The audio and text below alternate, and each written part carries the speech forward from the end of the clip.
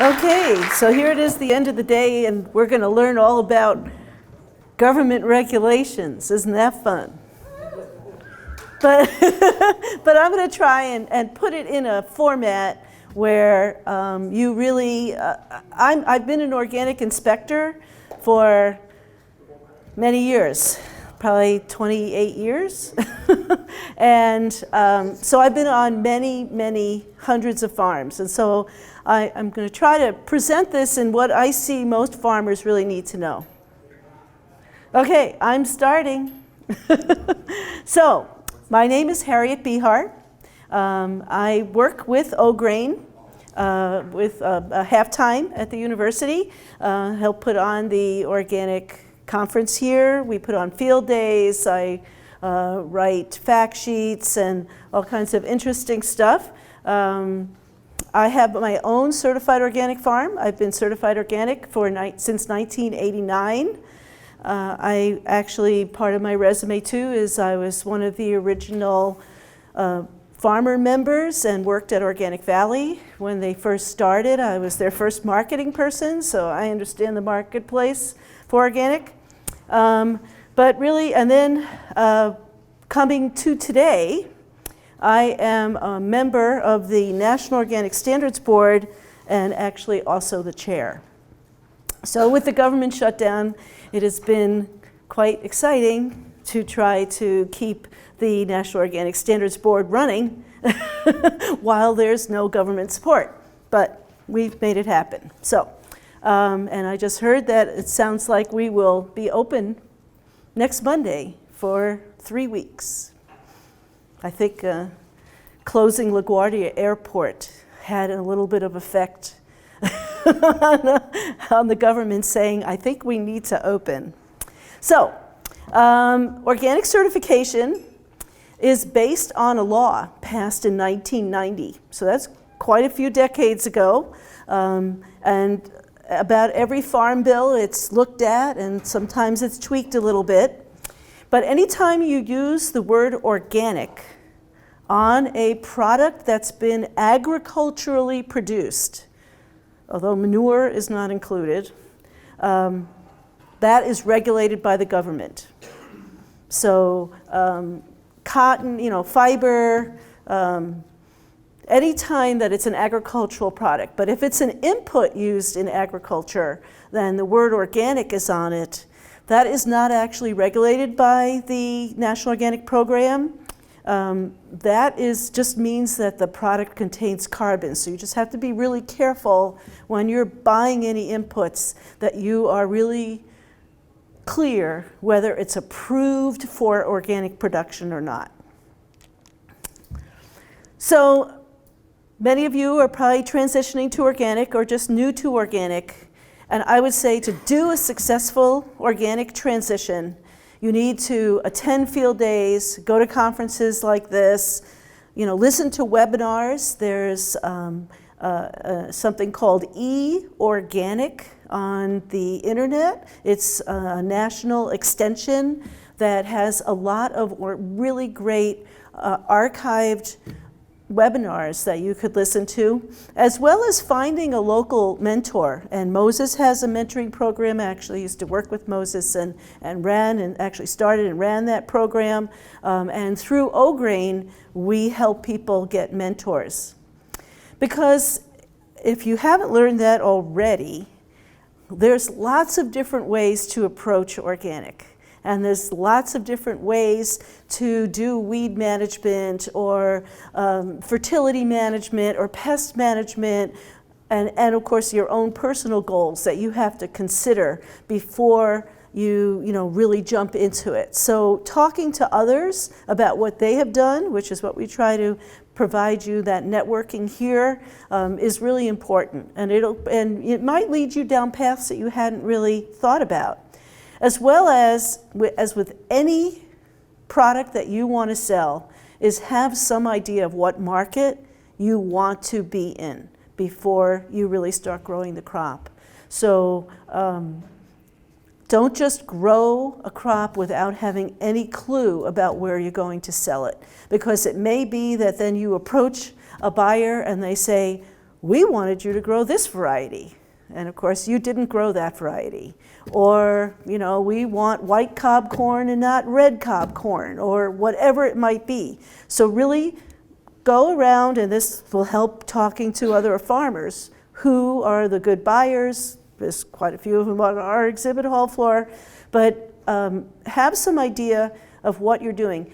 And don't discount working with neighbors. I really encourage farmers to try to work with other farmers. You get rid of the middleman, you get a little bit better price, and you can actually then plan, especially if you're working like with a dairy farmer, you can kind of plan your rotation as part of theirs. A lot of times the dairy farmers don't have the labor, the time, or even the inclination to grow enough of their own feed, and they would be happy to work with someone else, and then therefore you can have forages in your rotation and have a guaranteed market. A lot of times too, they may want silage, and then they'll just come in and harvest your crop. You don't even have to harvest the silage. So think about your markets, and don't just think that it's only taking it to the elevator. So if the basics of organic certification is that if you sell less than $5,000 a year, you don't have to be certified. So you don't have a cost, you don't have to go through the inspection, but that exemption is only for direct-to-consumer sales for that ultimate consumer. So let's say you're starting out and you have 6 acres of hay and you feel it's going to meet the organic rules. You can't sell that hay as organic because it's not, the ultimate user is the cattle that are going to eat that hay. But you're not selling it to the cattle. The organic product is going to be the meat or the milk, right? And so therefore there's a process that happened with that hay before the actual organic product is made. So you cannot sell hay as organic, even if you're only selling $3,000 worth, unless it's certified. So that exemption for less than $5,000 is only for that final product going to the final consumer. The other thing that's kind of sad is there really is no transitional premium in the marketplace. You can grow non-GMO approved and get somewhat of a premium there, but there's no legal recognition for that word transitional in the marketplace. It's not part of the organic law, so that can be somewhat of a problem. So not only are you learning a new process in 3 years while you're transitioning to organic, but you don't get any of that premium. So when you're done, right, when it's their 4th year and you've gone through those 36 months, that's when you get your premium. So there's a little bit of a struggle to think about, and think about your finances too. We're going to have some people talking about that tomorrow, about helping you plan your finances through that transition. One thing about certification is that it can be done on a field-by-field basis. So there's no law that you ever have to transition your entire farm. A lot of times I see farmers who transition their own land, but the land that they rent, and maybe they've been renting for 20 years, the landlord doesn't want organic farming there, so they continue to grow conventional on that land, and that could go on for forever. There's no rule that says everything that you manage has to be organic, and that includes too if you have cattle or chickens or hogs. Those can be non-organic, and then the fields are organic, or the pasture they're on could be organic, but the animals themselves maybe would have been given non-organic feed or antibiotics at some point, and so therefore they would not be allowed in organic. One place that people get kind of tripped up is that you don't have to apply for organic certification until the year that you plan to sell an organic crop.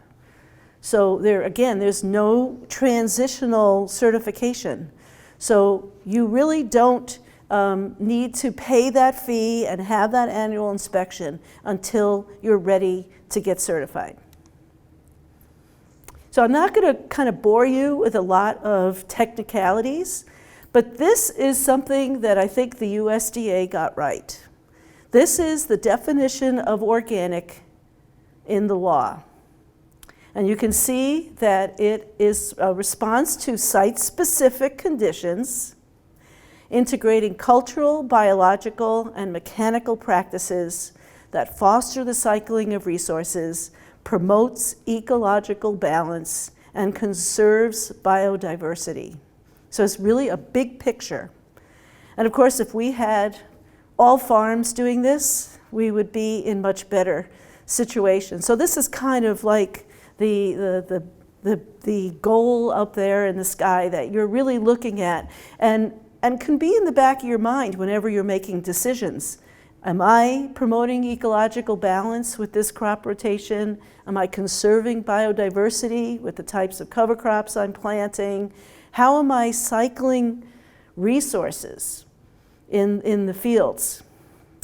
So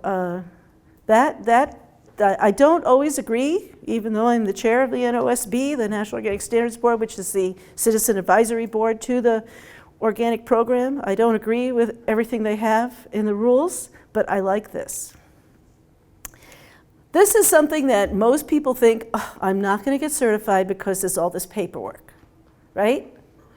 Are everybody afraid of the paperwork? Pretty much. But you need to kind of almost change your mind about this, because record keeping is a really important part of organic certification, because without that historical reference, think about what you just spent the morning and the early afternoon learning here, is all these different types of, I experimented with this and I tried that, and oh, this didn't work, that did work. If you're not keeping track, think about if you've been experimenting for 10 years and you're trying to figure out, what do I do next?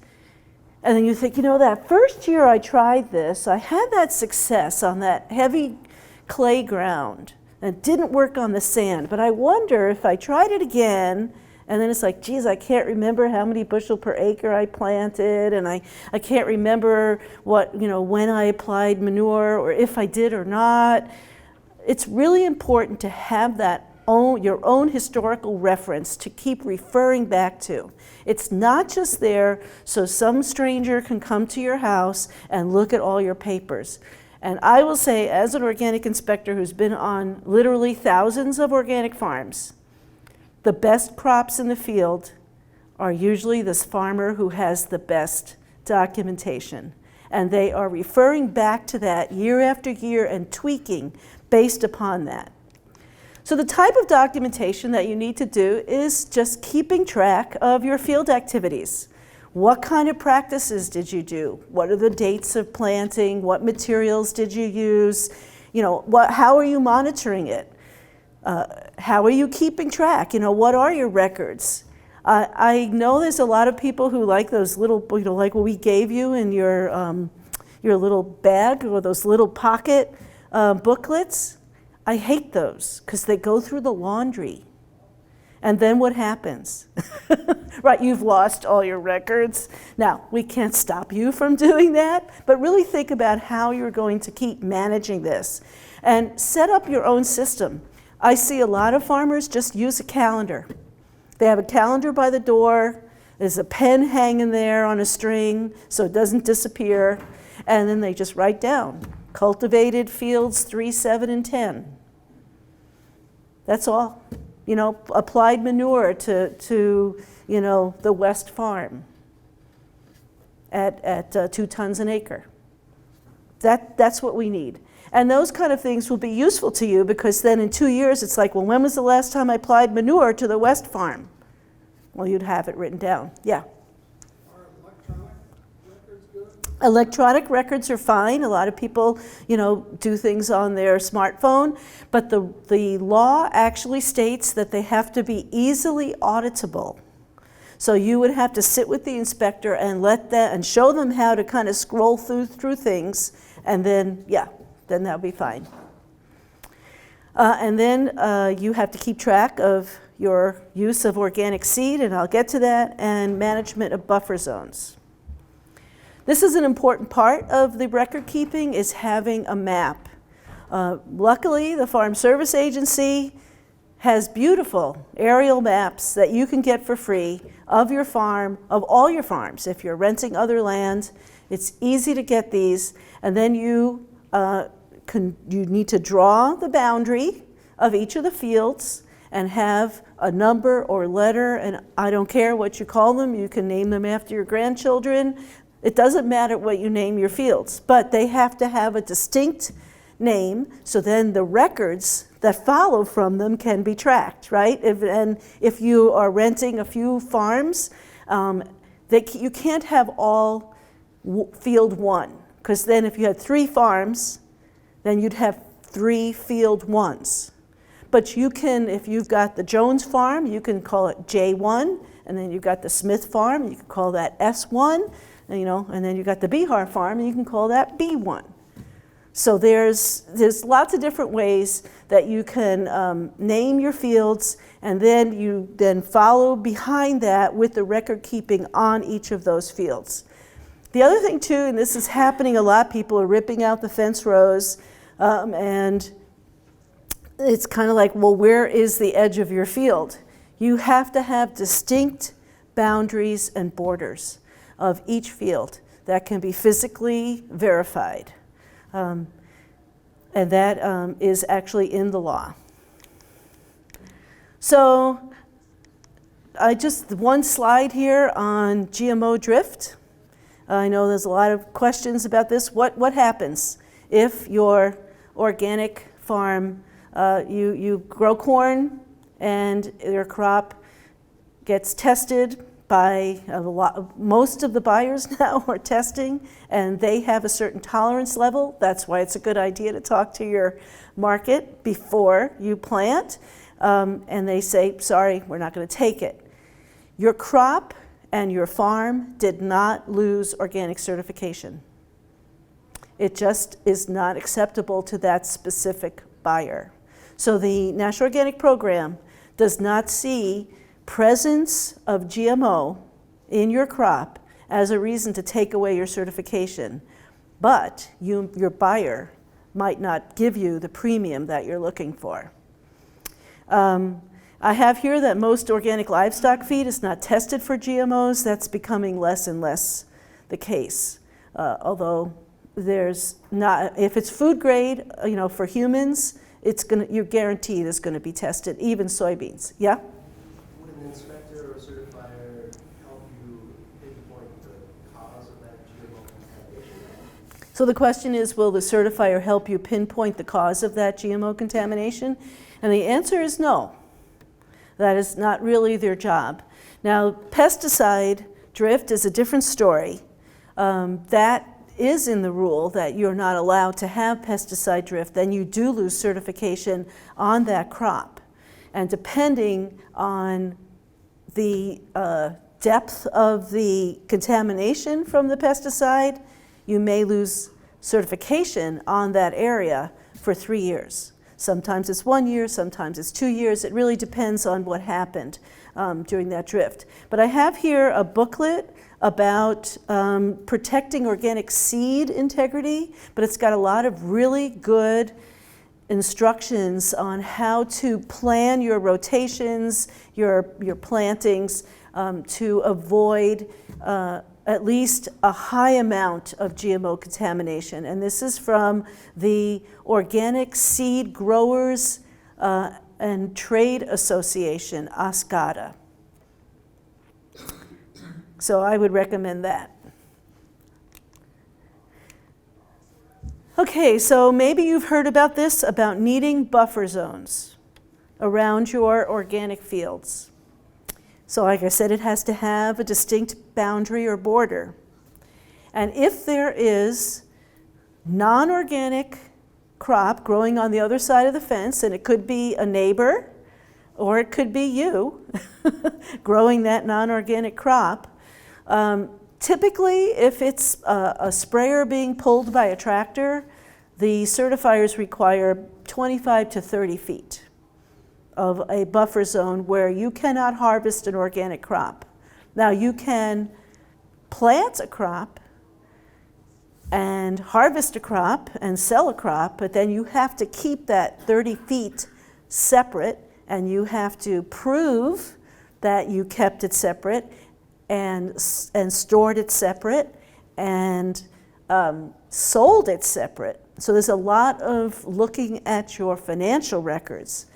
What most farmers have done, rather than grow the same crop, organic and non-organic, in the same field, they might say plant, have hay around the edge of the field, and then corn or their row crops or whatever in the middle.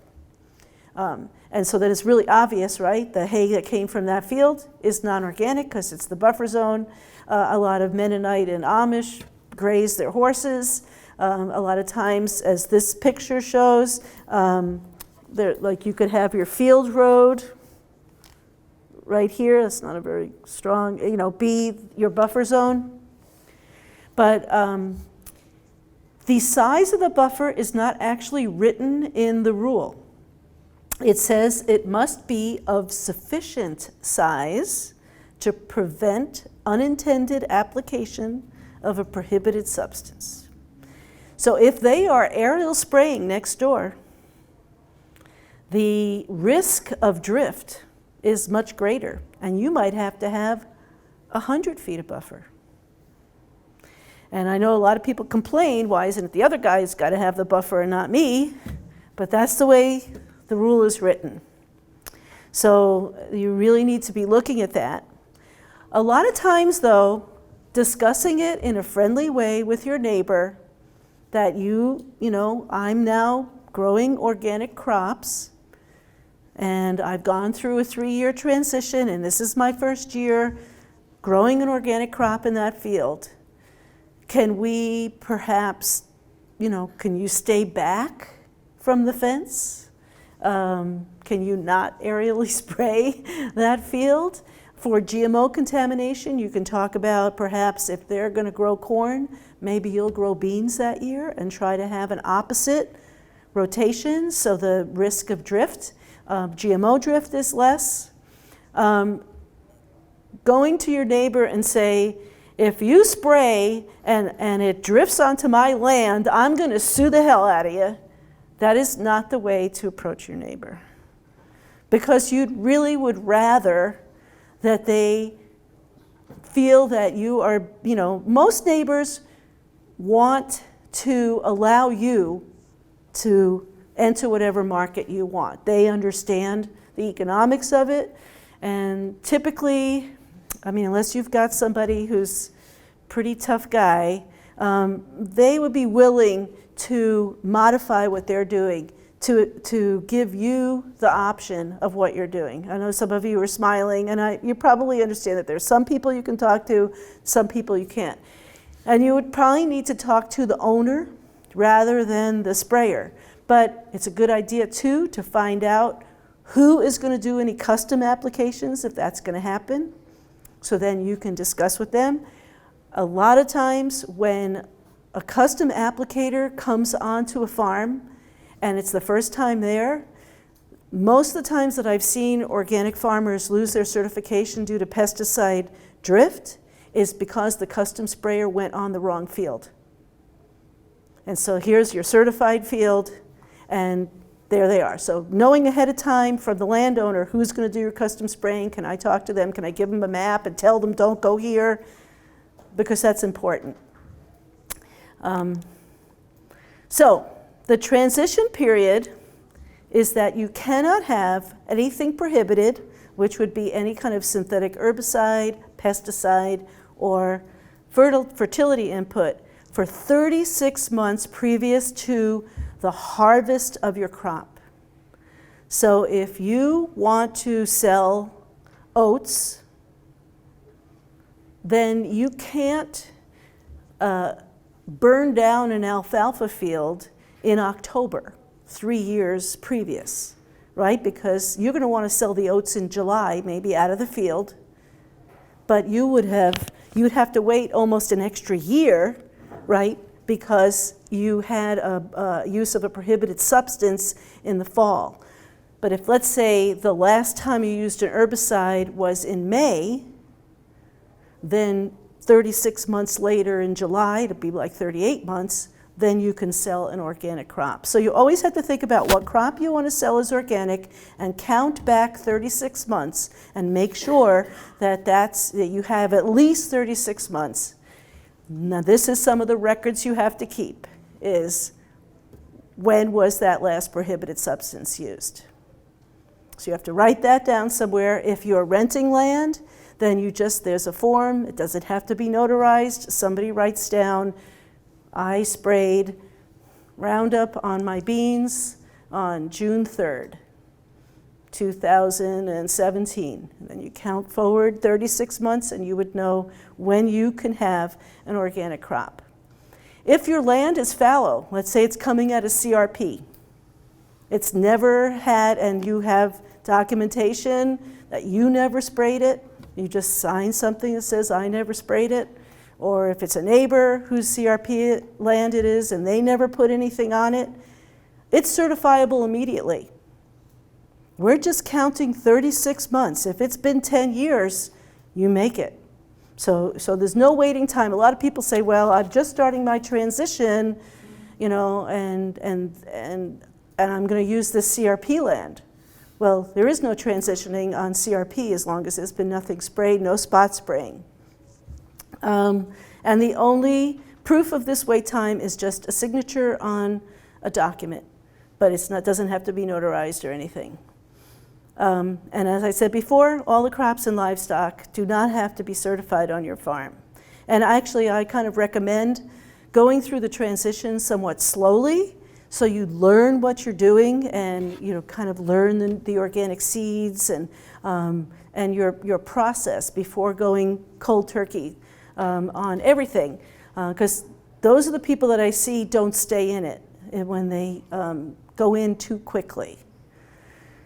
You have to also pay attention to any of the seeds that you're going to plant during the transition, because they cannot have any type of prohibited substance on them. So, and I'll get to that in another slide. So this is what you will submit to your certifier. And this is something called the Organic System Plan. And when they send you paperwork, they'll say Organic System Plan once, and then they'll refer to it as the OSP. But this is in the law that you have to have a plan that show all aspects of your production. So for your fields, in your first application, you'll show them your field history for the previous 3 years. And it says, is it rented or not, or owned by you? What materials did you use? And what were the dates? And what seeds you planted. Then you also give a current year field history.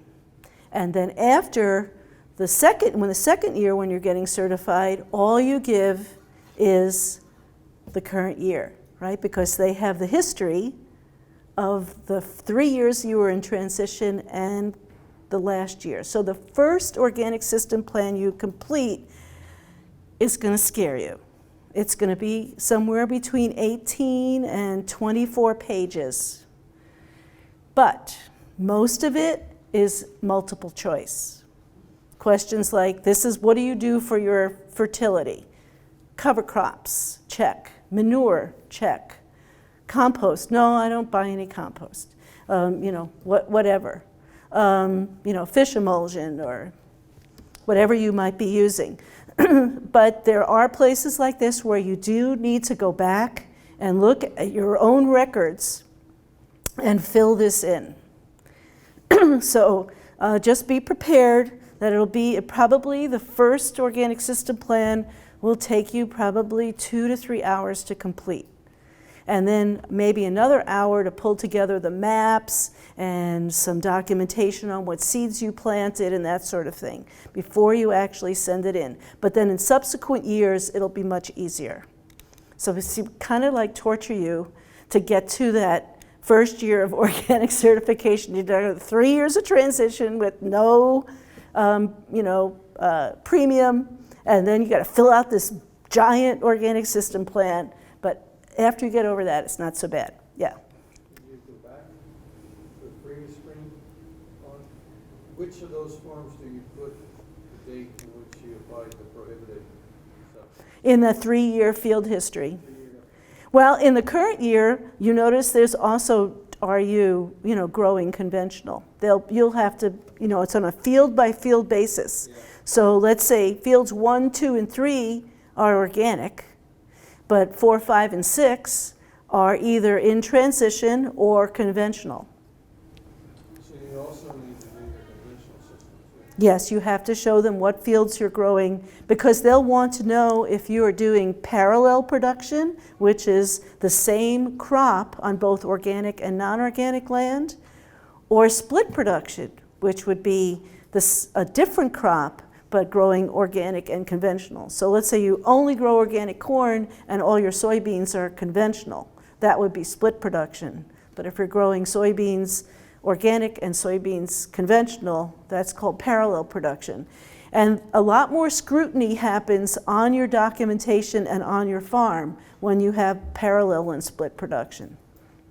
Because the chance of things getting commingled, and the very few times that I've found fraud, it's been on farms with split production or parallel, where they just didn't quite have enough organic corn to fill their contract, so they just kind of pulled a little out of the conventional. Well, that just didn't work. So, as we've been talking in there, this is actually part of the law, that organic mandates a soil building rotation, that you have to improve your fertility and your soil structure. You have to be continually increasing organic matter on your farm. This is part of the law. So that'll be a lot of discussion with the inspector.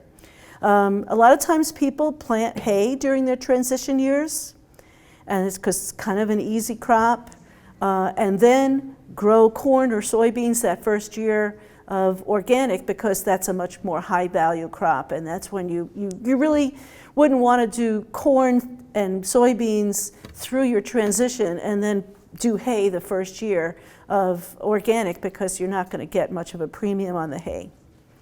The other thing too is to really look at taking some soil tests and kind of understanding where you're at and start planning kind of a long-term plan, because organic fertility inputs are like rock powders and such. They're much more slow releasing, so you need to be thinking over time, what are you going to be doing, as well as considering in your crop rotation how you're building that organic matter. This is really important. You cannot grow the same crop in the same field in subsequent years, so year after year, like corn on corn is not allowed. You will not be certified if you're continually growing the same crop in the same field. Yeah? Now, I have heard some certifiers approve that if you have a cover crop. So the law specifically says you can't grow the same crop repeatedly without interruption. However, the only time I've seen certifiers allow corn on corn would be if then the field is seeded down to a small grain and then a hay crop. And so if you look at the full rotation of, let's say, 5 to 6 years, it's 2 years of row crop, but 4 years of a sod crop. So there's no tillage happening for those 4 years, and you've got a legume like alfalfa in there. And so that's when I see them, and it's typically on a dairy farm where they're mostly taking off silage from that corn. So that's the only time I've seen, but they don't like beans on beans and the law. So if you try to do a cover crop in between, but think about it. We've just been talking about it all day here, how hard it is to put in a viable cover crop at the end of a season of growing corn or beans. So really, over time, it's going to work better for you to have a crop rotation because you're going to have better weed management, you're going to have better pest and disease management by going through a crop rotation. And like I said, okay, so why wouldn't we want to have also continuous row crop? Would that be improved soil organic matter? If there was no mulch out there, rolled rye? What happens every time you cultivate? You destroy organic matter. So a rotation of corn, beans, corn, beans, corn, beans, corn, beans, corn, beans, oats, corn, beans for 8 years, that is not a soil building rotation. So thinking about some type of small grain in the rotation is important. The certifiers are just not going to allow continuous row crop. Now, with the organic no-till, that's a different story. But we can't really do, right, corn with no-till, rolled rye or rolled hairy vetch, and then follow that with soybeans, because that would build organic matter, right? You have a lot of carbon there. So if we can be somewhat innovative, maybe you could do row crop, but row crop that's continually cultivated is not going to fly. You'll have to build in small grain. Now, I saw a very successful farmer in Iowa who had a very short rotation. It was corn, beans, oats with a red clover undersowing, and then back to corn. 3 years. And that was very soil building because he had this small grain in there and the red clover as a plow down. So in 3 years, he had 2 years of row crop and 1 year of a sod crop. So manure is allowed from any source, unless, but if you're growing anything food grade, so let's say you're going to grow some edamame or even food grade soybeans, the manure cannot be put on the land for any human consumed crop sooner than 120 days if the crop itself is in touch with soil particles, so that would be like potatoes.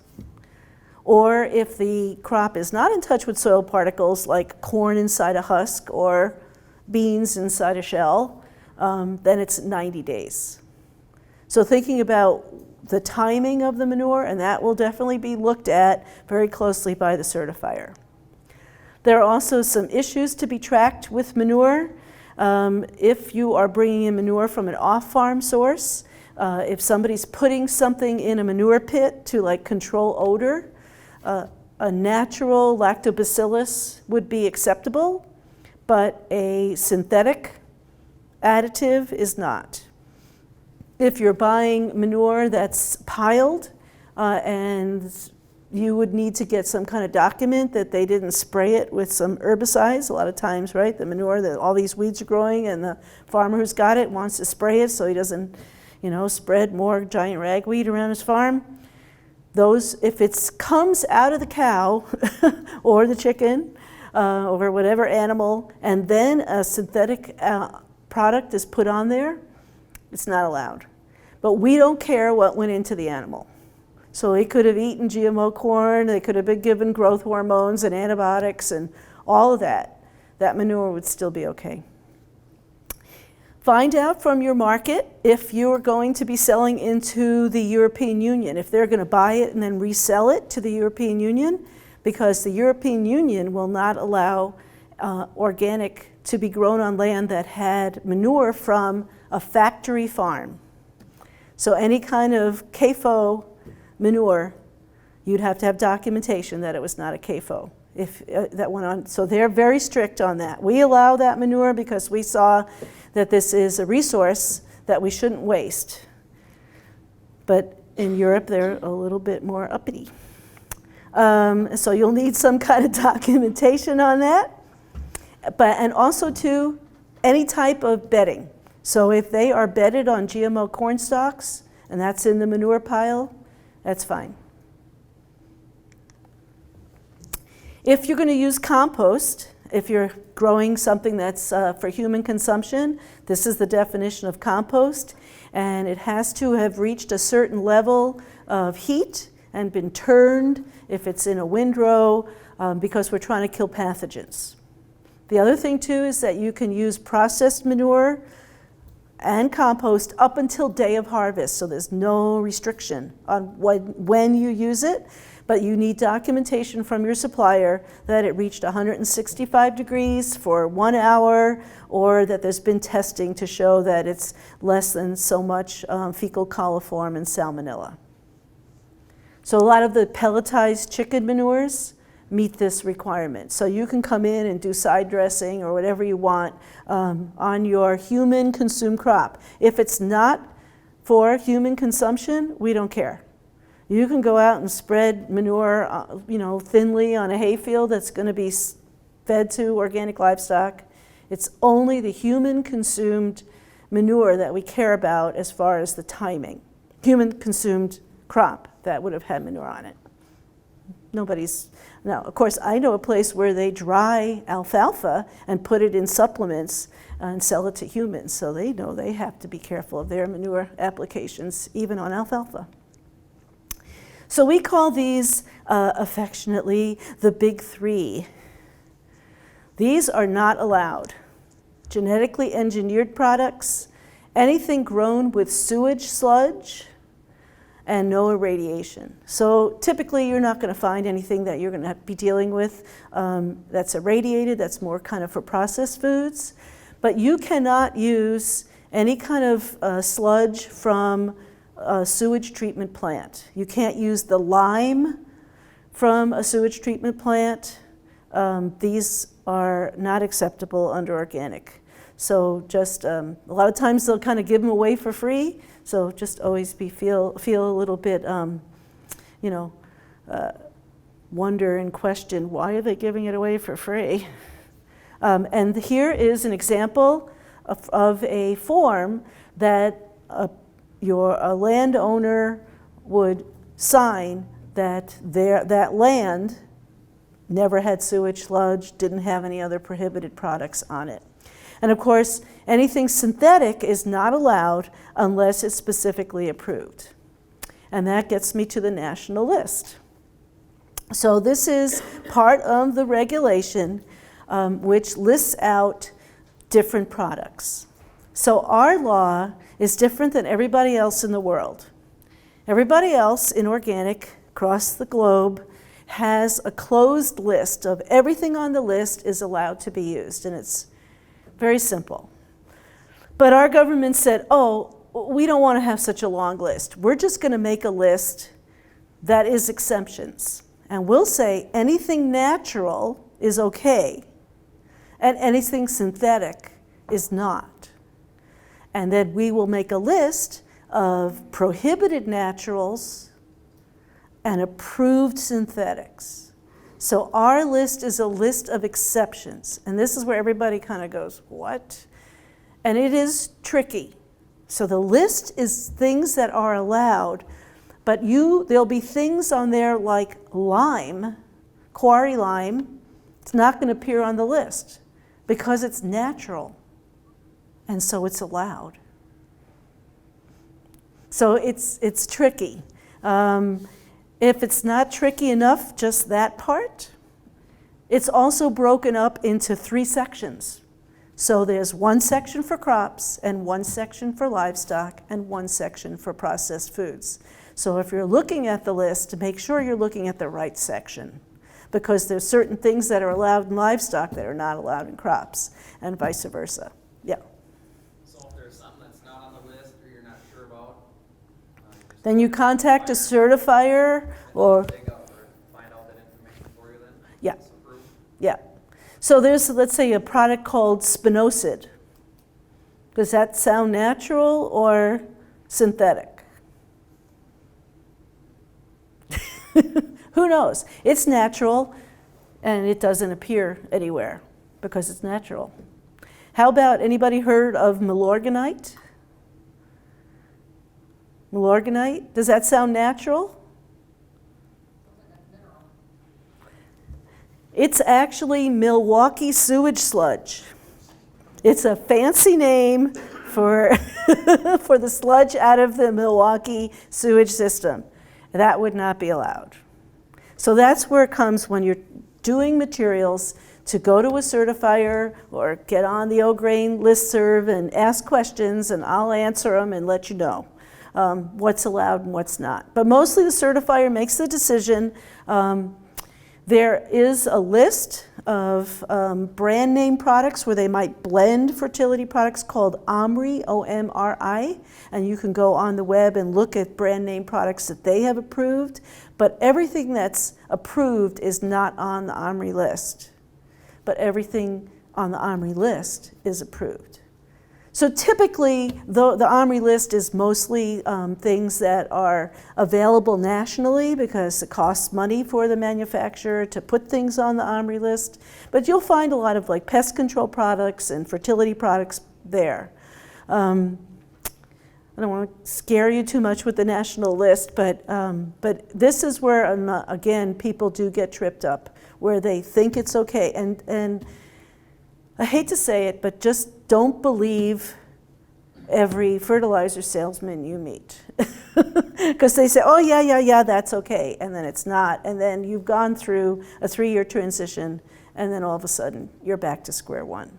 So just be very careful. The other thing, too, is that you can't use treated lumber. And there are no synthetic treatments that have been put on the national list for lumber. So if you have a hay wagon that's got treated lumber, you would have to put a tarp down before you put your organic hay on there, because it can't be in contact with the treated lumber.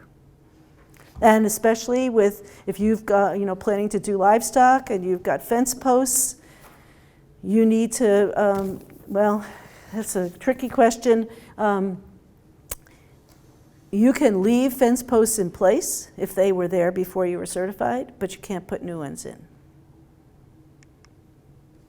So here's what you can use. And you do see people using fish emulsion and kelp in like foliar feeds, soybean meal, feather meal, blood meal, bone meal, compost, raw manure, different soil bacterial products. But be careful. Hydrated lime is actually on the national list, but it's got a little annotation that says for plant disease control only. So you can't use hydrated lime, calcium oxide, calcium hydroxide as a soil amendment, but you can use it in a foliar spray to prevent powdery mildew. So you have to read that really clear. When somebody's trying to sell you a bunch of used wallboard as a good source of gypsum, not allowed. Because what's going to be in there? Mold inhibitors, paint, glue, all these synthetics that are not part of it. We look at every little detail. But that's what the consumers are paying the premium for. So there's also, if you're going to use any type of pest control, there's a hierarchy. And you have to start with trying to control the pests through cultural, mechanical, or physical processes, so some kind of barrier or whatever. That has to be first. Then you try something natural. And if that doesn't work, then you can use an approved synthetic. But if you're using something from the national list that's allowed, the certifier will ask you, what other things did you try first? So organic is not input substitution. It's not, I used to use this pesticide and now I'm going to use the organically approved one. First, you need to go through crop rotation. That would be a cultural activity, or cleaning the field. If it's an insect where it lays eggs and then it comes back the next year in the field. What are you doing for sanitation? Are there seed varieties that are disease resistant? Are you looking at those? Those are the things that you're supposed to be doing first, because organic is not a reliance on inputs. This is really where it's very different from conventional. It's really a reliance on a system. So here's an example. There could be, big fields, right? Or you could have lots of small fields. And there's been studies from Iowa State that have shown that when you have smaller fields with lots of field edges where you can have predators, insect predators and birds, consuming your problem insects, there's a direct relationship to smaller fields with that biodiversity to lowering soybean aphids. And I don't know anybody's from Iowa, but they have this wonderful program where people put in strips of prairie down the middle of a giant cornfield, and they're finding that because they've made a place for the biodiversity, right, what's in the definition of organic, conserving biodiversity, they now have many less soybean aphids in those fields by encouraging that. So that's what we're looking at, yeah. What about if you have a rodent problem around grain bins? You have an organic field around it. What's So for rodent control on a farm, that's a good question. You cannot use any anticoagulants. So warfarin, the tomcat, because that moves up the food chain. So if you've got a sick mouse and it's staggering around and a hawk comes down and grabs it, it kills the hawk. So if you've got a pest problem, it doesn't make sense to kill the predators of that pest. Now we allow people to use it in their houses if they want to, but out around the bins, anticoagulant baits are not allowed. There is one synthetic on the national list, a vitamin D-based bait, which does kill mice, but it does not kill up the food chain.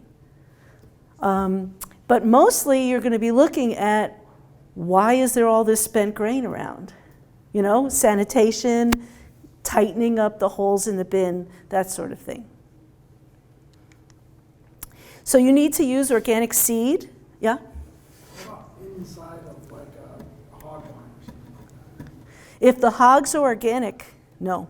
No, hogs are not organic. Well, if the pest is retained, where it can't get out, right? Again, we don't want to kill off the hawks and the owls and the coyotes or whatever it might be that would eat the pest, right? Because what we've done is we're not promoting ecological balance by killing off the predators. Certify the mice. Well, they've been eating all your organic grain. So organic seed must be used unless you can prove you can't find a variety in the form or function or quantity that you're looking for. not during transition?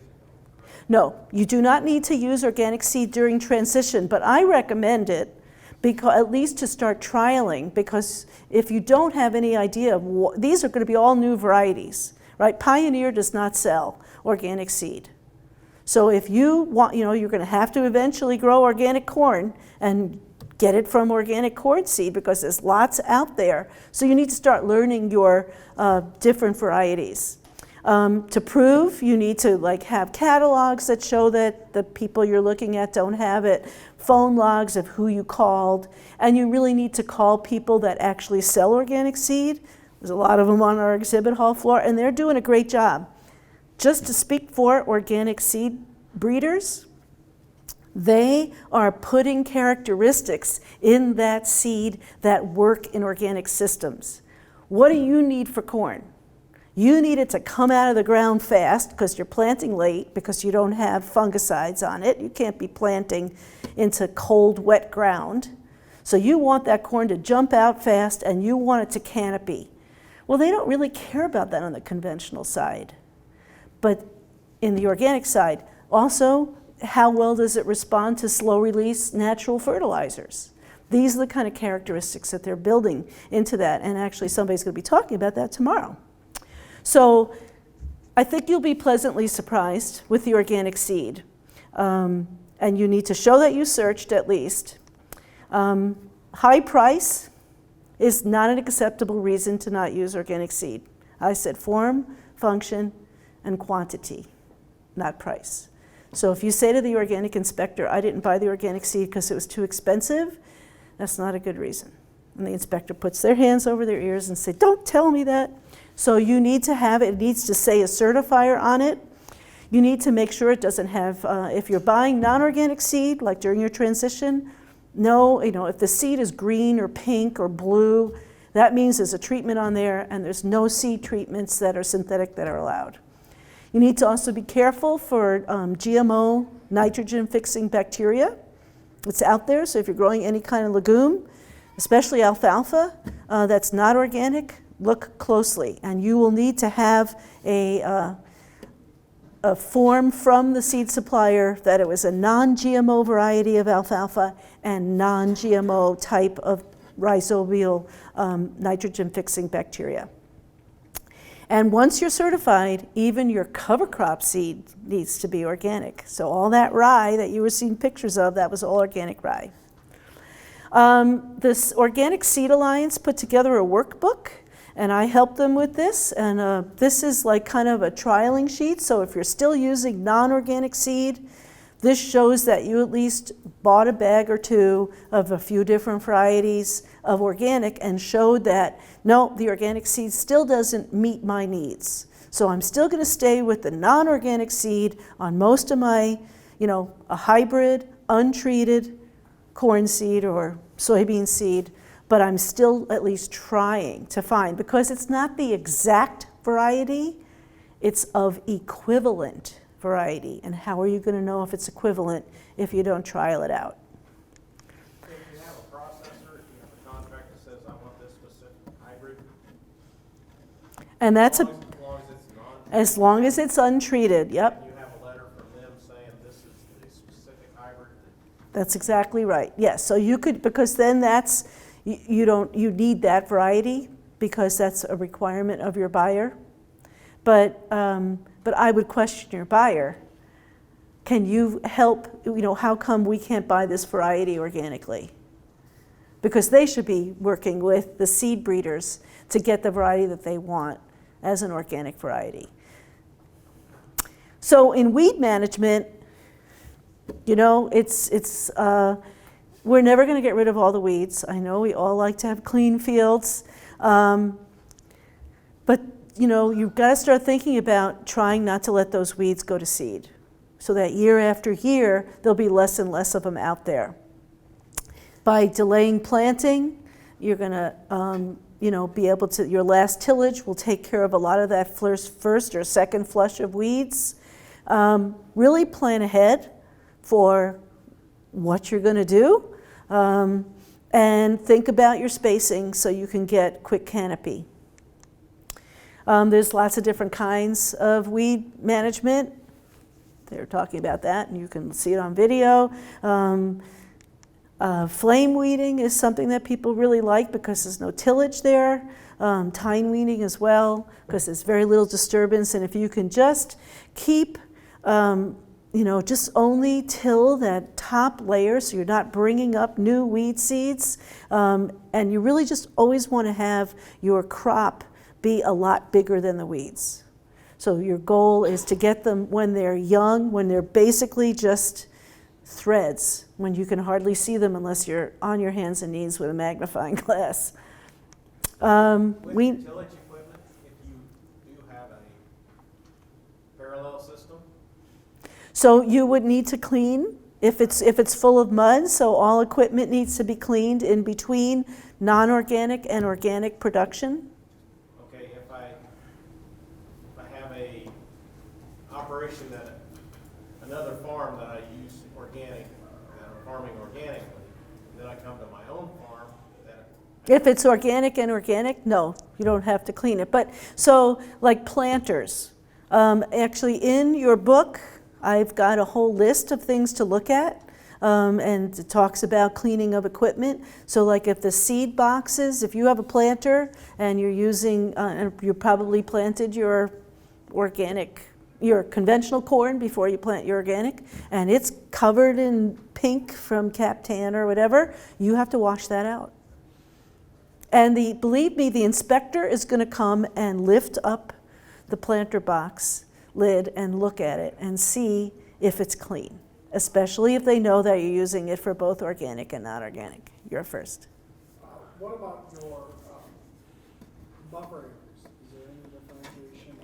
The buffer, when you plant your buffer, if it's got seed treatment, you'd have an issue. But when you harvest, if you start with your buffer, then you have to purge your combine. I understand that. Yeah, But there wouldn't be any differences between. no, a buffer is a conventional crop.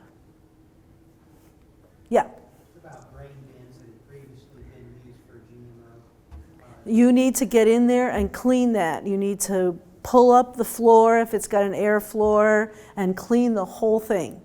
And you'll need to tell the certifier what was in that bin before, document what you did. You're talking about probably it's going to take you quite a few hours to take apart that bin and get in there and clean, because you wouldn't want to have, well, first of all, if you're going to put, let's say, an organic crop in a bin that had GMO before, and there's all this GMO dust underneath the perforated floor, and then you turn on the air when you have an organic crop in there, what are you going to do? You're going to blow all this GMO dust into your crop, and then when you bring it there to get to offload it, they're going to take a test, and it's going to be rejected because they're going to find GMO in the dust. So it makes a lot of sense just to get in there and clean it and dedicate. If you're going to have split production for more than a few years, just dedicate, this is my organic bin. Bin A is organic and bin B is not organic. And have it physically labeled. And then you have a log that shows what went in and what went out of those bins. So yeah, we want everything cleaned. Sprayers are a different world. They'll let you use a conventional sprayer, like a poly tank, for organically approved products, but usually just kind of like a one-time thing. So once you transition that sprayer to organic, they'll let you stay with it as organic, but you're going back and forth, because it's really hard to, I mean, you know, right? You open a poly tank, it still smells like chemicals that you had in there 10 years ago. So they understand that there's a cost to this. So if you clean it with either bleach or ammonia, but not the same time, or you'll have an explosion. So you just clean it up, do the best you can, write down what you did, and then you can use it for organic products. Yeah. Could you comment about certified transitional? Well, this is kind of more of a, certified transitional is much more of a, it's certain companies are promoting this in the marketplace. I know Kashi has like a transition cereal on the market. There really is not anything in the law that has any kind of regulatory support for the transition label. And so everybody's transition label is a little bit different. It's really the marketplace. Yeah. I was just wondering about helping you get into the culture of all this bookkeeping and knowing before you get to actual certification. That's the value that I saw in it. Yeah, it does help. And actually the state of Minnesota has a program for helping people transition to organic, and they actually, some certifiers will do a transitional inspection where basically they kind of help you with making sure your documentation will be all in place for when you do your certification. And we have someone from a certifier in the back. Yeah, I work for WOSA and actually work in the transitional verification program. There's a couple of us that do it. There's not a huge demand for it, but just for the reason that you stated, along with some producers that actually do have a transitional market. And we make it really simple, but it's a good entry point learning curve. We do not require an inspection for transitional verification. We Oh. call it desk audit. So we're verifying your inputs, your seeds, we're looking at your field history, etc. Minnesota, actually, if you are applying for transitional verification through MCIA, they do want you to have an inspection, and then we cooperate with that. We send the inspector out, we can do the whole thing. But if you don't need that, we don't require it, and it's a really low, flat fee, whether you're 1,000 acres or 3 acres or whatever. So I think it's actually a bargain as a way to get your feet wet, and then Right. by the time you're in your organic eligible year, we know all your organic eligibility dates, we know your field history, you've got your OSPs See, and what does OSP stand for? Sorry. No, that's okay. I told them that when they go to the certifier, that's what they're going to call it, Organic System Plan. Yeah. It's a great entry point. Yeah. Yeah, it would be nice if there was more support. So, and so this goes to, so the organic rule has very clear prohibition on commingling with non-organic product and contamination, which is contact with something prohibited. So a lot of times this happens in bins. If you're used to spraying Roundup around the edge of the bin, forget it. You're not going to be able to do that. But there is an organic herbicide, there's a couple of them, made with clove oil or citric acid and acetic acid, and those would be acceptable, they're natural, to use around the edge of your bin. But you cannot, I mean, you basically need a buffer zone because there's all this storage, right? So you can't have prohibited substances being sprayed probably within 30 feet of your bins. And so then you're typically like a small square or a large square baler, you'll have to purge to prevent the commingling with the previous non-organic crop. But a round baler pretty much are self-cleaning. But you need to look at it, especially if you're hiring in someone to come in and bale your hay and you want to sell that as organic, then you need to document what I looked at it and it was clean. Okay, great. Put it on the calendar. But you need to make sure that you can tell the certifier and document what you've done to prevent any commingling with non-organic and any contamination with prohibited substances. That's a very basic part of what the inspector is going to look at. And I'm almost done. I'm just going to quickly go through just a little bit on livestock because we were talking about having livestock. So if you're going to have slaughter animals, they have to be organic from last third of gestation, which means that the mother had to have been fed organic feed, only approved health products during that last third of gestation. And she may give birth to organic animals, but if she had not been born from an organic mother, she can never be sold as organic meat.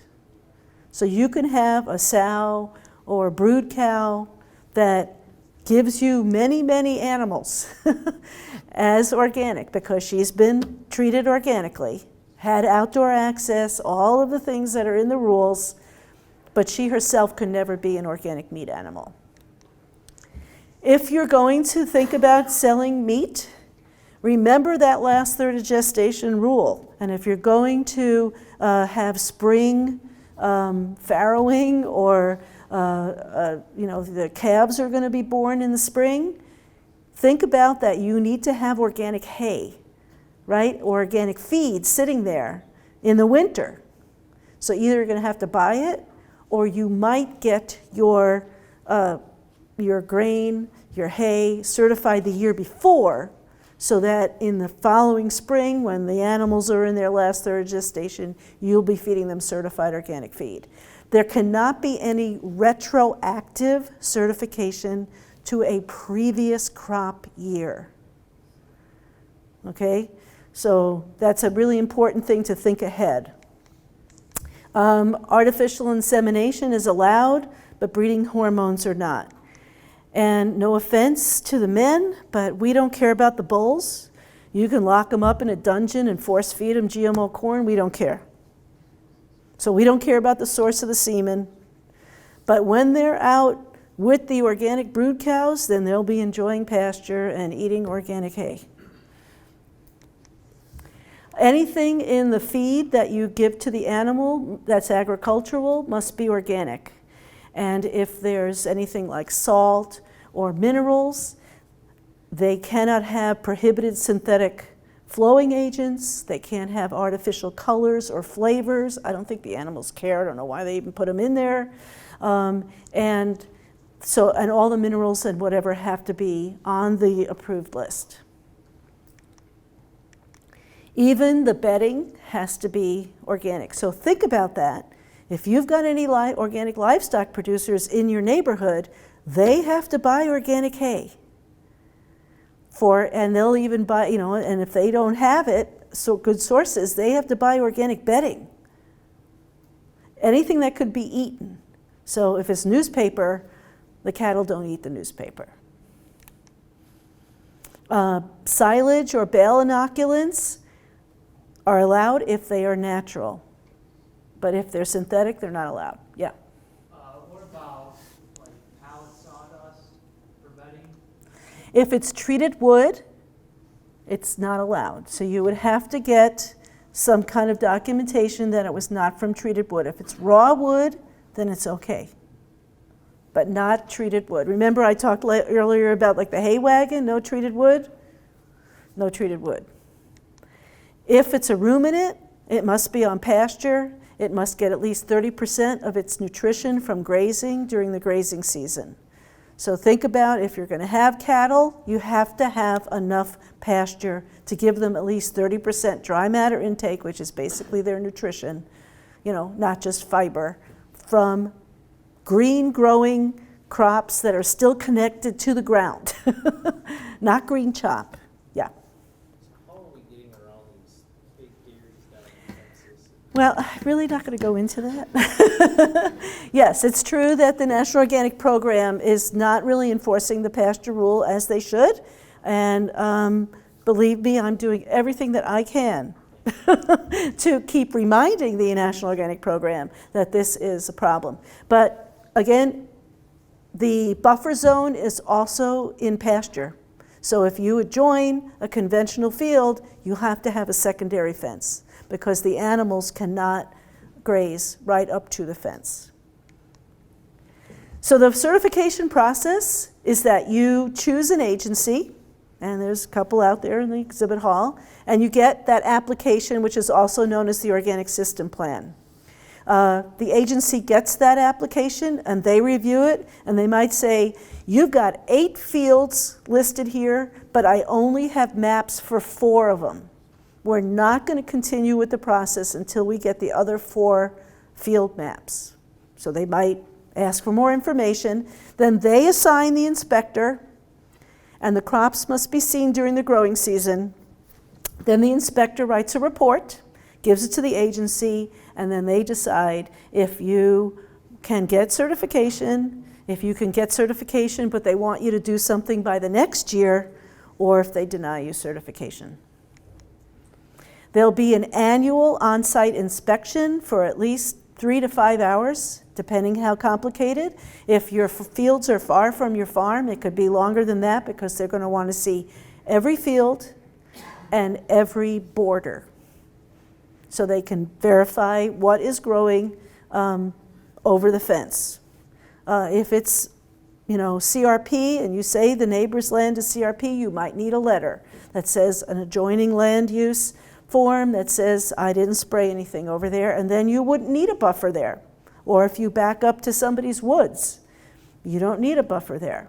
It's only when there's prohibited materials being used over the fence.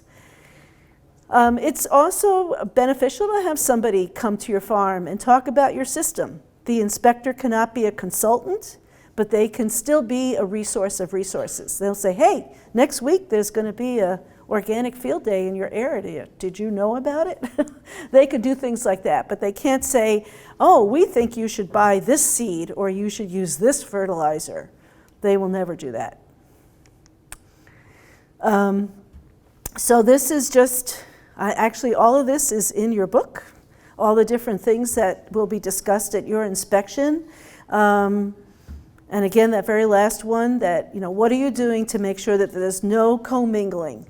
So there'll be a lot, they'll go to every field, they'll look at at your crops, they'll discuss what are your plans, because they're just there for a day or half a day for a snapshot.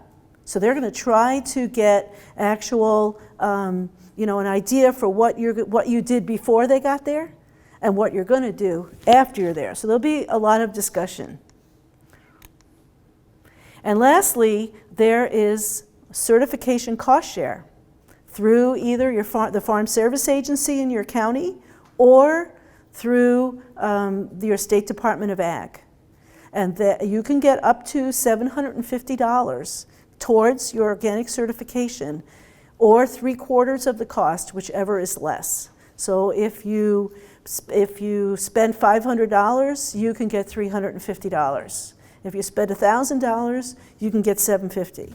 If you spend $1,500, you can still just get $750. Except if you also are, if you're doing organic crops and organic livestock, you can, those are two different scopes, and you can get up to $1,500 then, 2 times 750. So that's it. Yeah.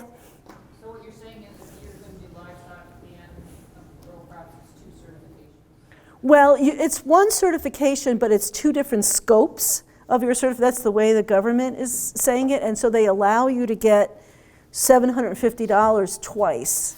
Up to, you know, if you spend $2,000 for your certification, you can get $1,500 of a subsidy, basically, or a rebate on that.